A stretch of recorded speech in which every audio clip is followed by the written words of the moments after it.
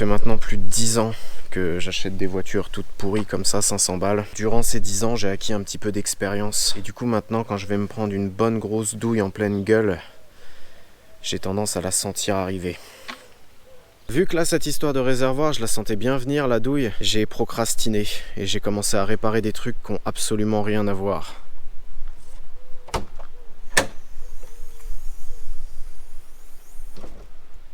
Waouh! J'ai acheté des vérins de coffre neufs, 4,75 € sur le interweb. Et quand je les ai changés, je me suis rendu compte que ce truc-là, il avait l'air un peu douteux. J'ai enlevé le soufflet là, je te jure, il n'y avait qu'un seul fil qui était pas coupé.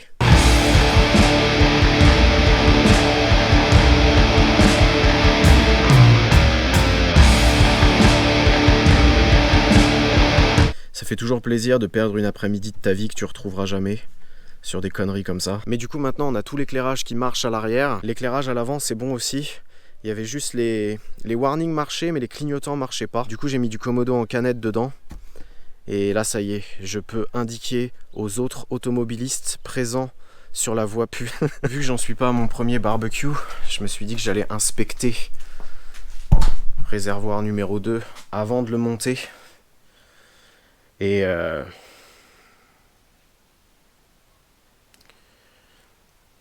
oui.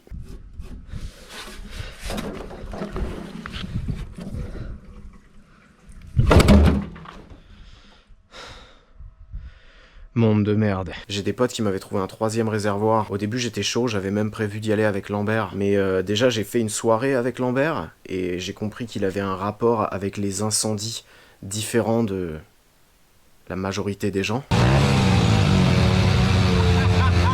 N'étant pas prêt émotionnellement à gérer un 3e réservoir qui fuit si j'ai fait 200 bornes et qu'on a passé la journée à le démonter, j'ai pris les devants et j'ai acheté un réservoir externe.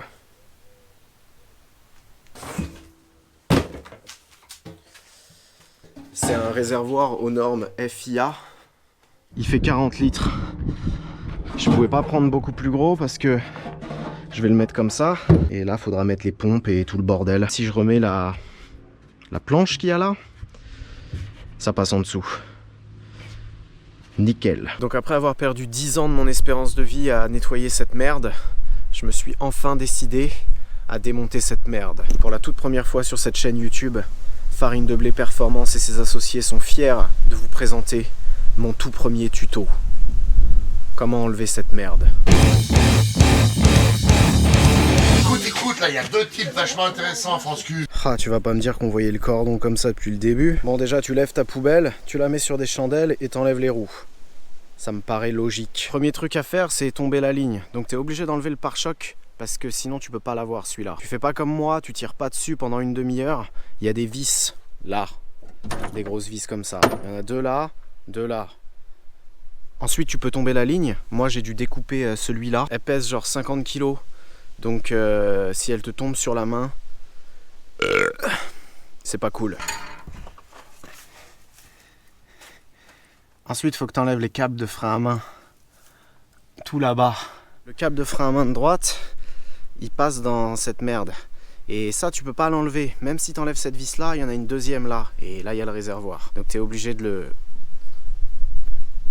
le coulisser. Ensuite, il faut que tu enlèves les cardans. J'ai réussi à avoir ça avec la petite Milwaukee. Et il faut que tu enlèves ça. Et à mon avis, c'est pas normal que ça fasse ça. Tu desserres les cardans du différentiel. Ça, ensuite, tu peux le reculer. Et le cardan, il dégage. Ensuite, il faut que tu enlèves cette barre. Ah, tu l'as bien enlevé.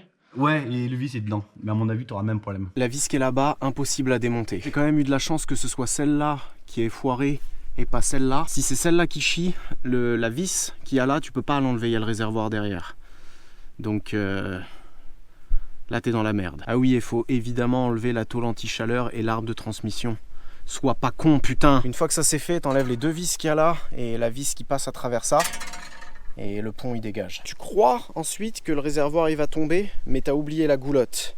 Et ça c'est une erreur monumentale. Vas-y, nique-le, je le remets pas de toute façon. Yes. Vas-y, défonce-le. Vas-y Lucas, défonce-le, putain. Ouais, vas-y, jette-le.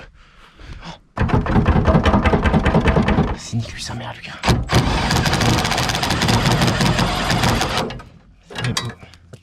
Tu l'as eu? Vas-y, sors là, Lucas. C'est quoi cette tête? C'est juste la goulotte qui le tient? Bah oui. Tu crois? Oui. Et ça, c'est quoi? Ça, on s'en fout, ça. Ah. Aïe. Putain, fils de pute.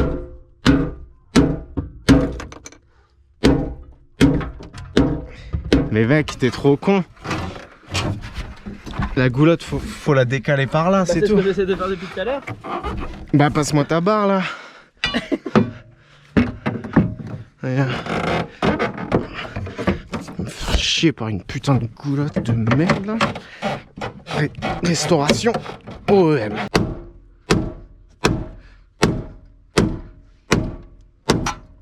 Mais là pourquoi il tombe pas? C'est juste la goulotte. Oui. Putain j'en ai marre. Vas-y. Vas-y toi t'aimes bien faire ça.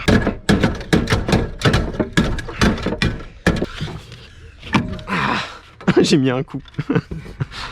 Le mec il a eu la victoire alors que son pas ça fait une demi-heure. Vas-y Lucas, t'as une mission, c'est arracher cette putain de goulotte.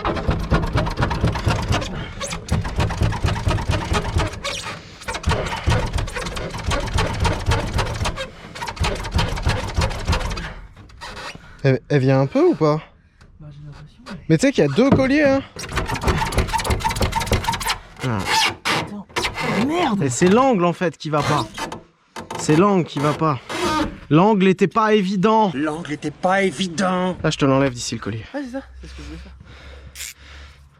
Le mec il a une révélation, ça fait une demi-heure que je lui dis qu'il y a un deuxième collier. Vas-y. Titi.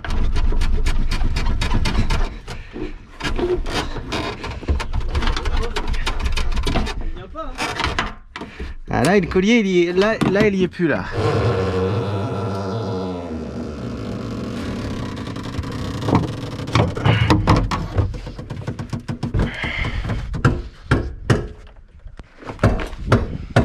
S'il descendait encore un peu, on pourrait la voir la goulette. Oh mec, je l'ai. Vas-y, enlève le cric. Vas-y, enlève le cric. Il vient l'enculé. Oh putain. Oh vas-y, j'y touche pas.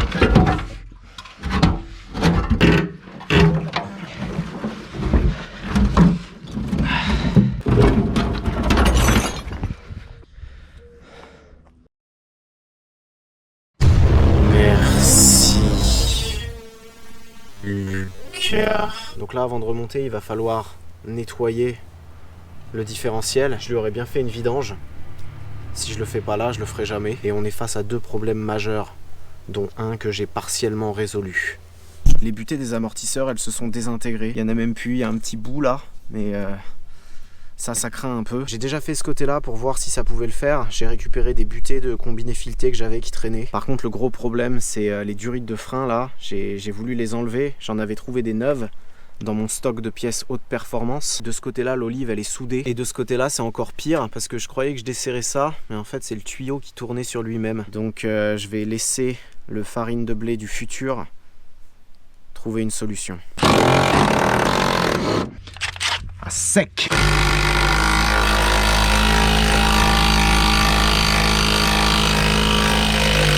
Casse-toi. Casse-toi.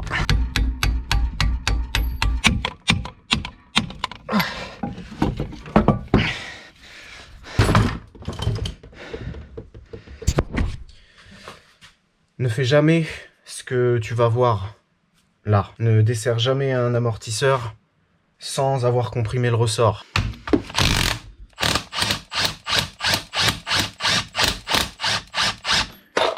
Et merde, ça faut encore moins le faire.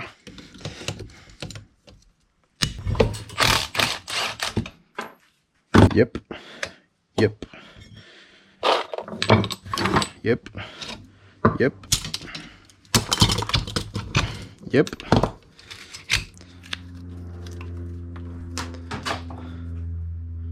Yep. Qu'est-ce qui te prend à dire yep comme ça? Ça, si je vois que c'est une journée un peu poussiéreuse, je ne sortirai pas mon Audi S6.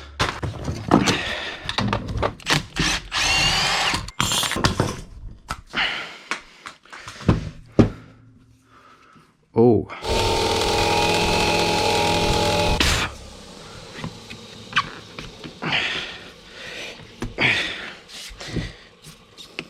Ça sert à quoi que je vérifie s'ils sont morts ou pas? De toute façon, je vais les remettre. Ensuite, il y a ça qui va... Il va où lui? Comme ça? Je pense pas. Comme ça. Alors, non, c'est pas celui-là. Mais en fait, t'as une autre butée. Je sais pas si tu vois là. Qui va là-dedans. Je pense pas que ça sert à quelque chose, mais on va le remettre pareil. À mon avis, cette butée là, elle est carrément plus courte que celle qu'il y avait d'origine. Donc sur les launch control, le pare-choc frottera encore un petit peu plus. Oh, hernie discale. Alors oui, tu peux te foutre de ma gueule, mais je te promets que ce truc là, c'est le meilleur produit qui existe. Pour 2 €.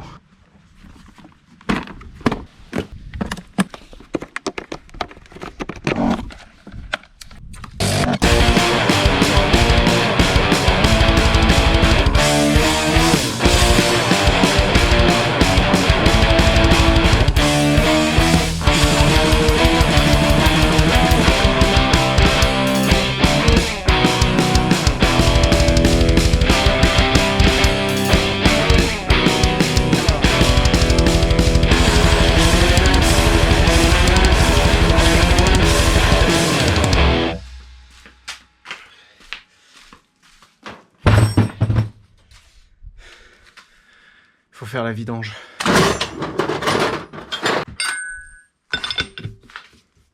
Ça filme cette merde ou pas là? Oui.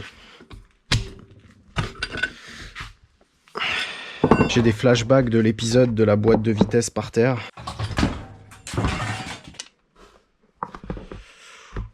Ok.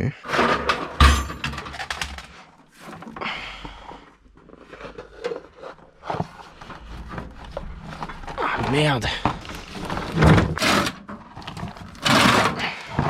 Est-ce que je peux utiliser mon pied de caméra comme pied de sécurité? Waouh. Ok. Ensuite, il est temps de prendre une décision. Ça, c'est vide. Ça, là, il y a marqué 5,40, mais là, il y a marqué BV.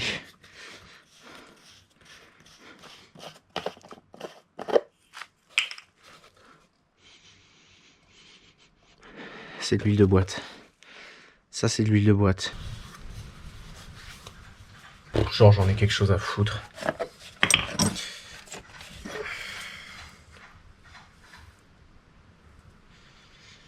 Ouais, c'est de l'huile de boîte. Ah. Ah, ça coule. Bouchon. Bouchon. Clic, clic. Qu'est-ce que c'est que cette merde? Ah. Aïe. Donc là, lui, faut le passer là, déjà.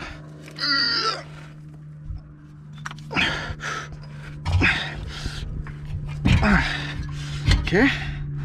Et ensuite, je vais faire un foot job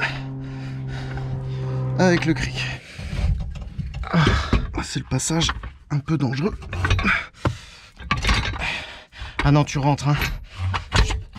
Non, faut que tu rentres. Merde.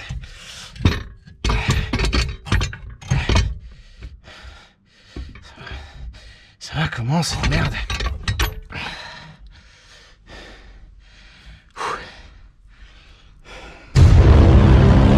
Toi, tu rentres et tu casses pas les couilles.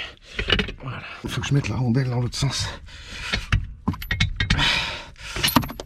Oh. Oh la pute.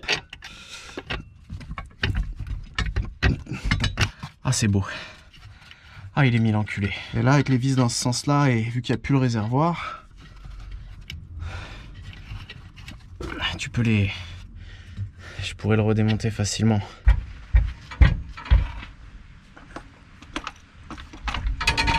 Allez vieux fils de pute. Oh. Oh. Ok. Toi, tu vas remonter direct dans les bons crans. Tu vas pas me casser les couilles. Je vois rien.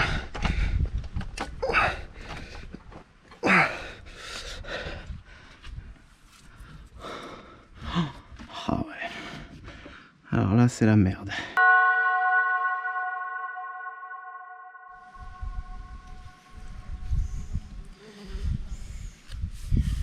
J'ai réussi.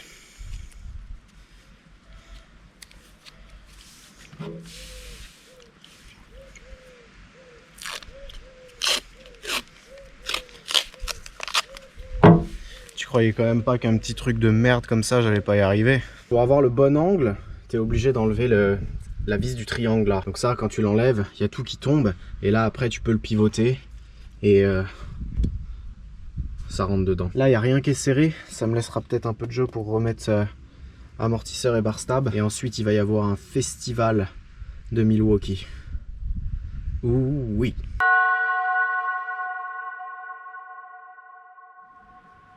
J'ai réussi. Faut enlever la bar stab. Alors je sais pas si c'est la bonne méthode, probablement pas, mais moi j'ai dû l'enlever d'ici et de là-bas pour la faire tomber. Et vu que ça c'est plus là, tu peux amener l'amortisseur à mort vers toi, le faire prendre d'abord en bas, et ensuite... Ouais, j'ai galéré comme un porc pour qu'il y aille. Mais waouh. J'ai aussi remonté les câbles de frein à main, c'est le système le plus pété de tous les temps. Là ça passe dans des agrafes, de ce côté-là ça passe dans un truc comme ça que tu es obligé d'enlever pour... le mettre là, le caoutchouc. Ensuite ça passe dans le truc du pont. Ensuite de ce côté là ça passe dans cette merde. Et de ce côté là ça passe dans cette merde. Et ensuite là-bas il y a un côté qui est plus long que l'autre. Ouais je sais pas, c'est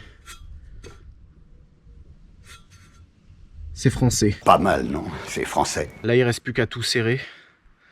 Je t'ai promis un festival de milfucky. Le voici.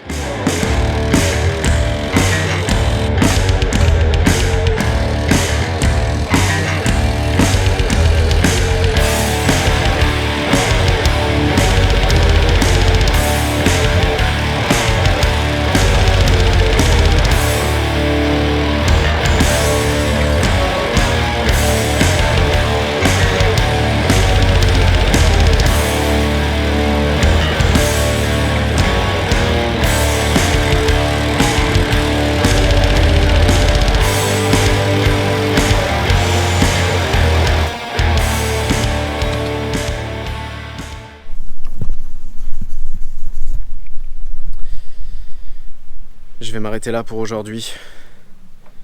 J'ai eu ma dose. Il reste encore les freins à faire. Heureusement, j'ai les étriers neufs parce que ceux que j'ai démontés, je pense même pas que ce soit rattrapable. Et dans la boîte à freins, j'ai trouvé des flexibles neufs qui vont, je pense, s'identifier en tant que flexible de frein de Audi S6. Pour ce qui est des lignes de frein qui sont toutes défoncées, il n'y a pas moyen de les rallonger. Du coup, je vais devoir me taper tout le circuit. Que du bonheur. Après ça, il restera plus que 10 strips pompe à eau vidange et on pourra vérifier si le pédigré rallye de l'Audi Quattro est présent sur l'Audi S6. Si tu viens de t'abonner, déjà c'est une décision qui est discutable, mais il faut que tu comprennes que les vidéos où je vais au banc ou encore les vidéos avec les meufs du 78, c'est un peu la consécration. Il va falloir en passer des heures allongées dans les cailloux pour en arriver là.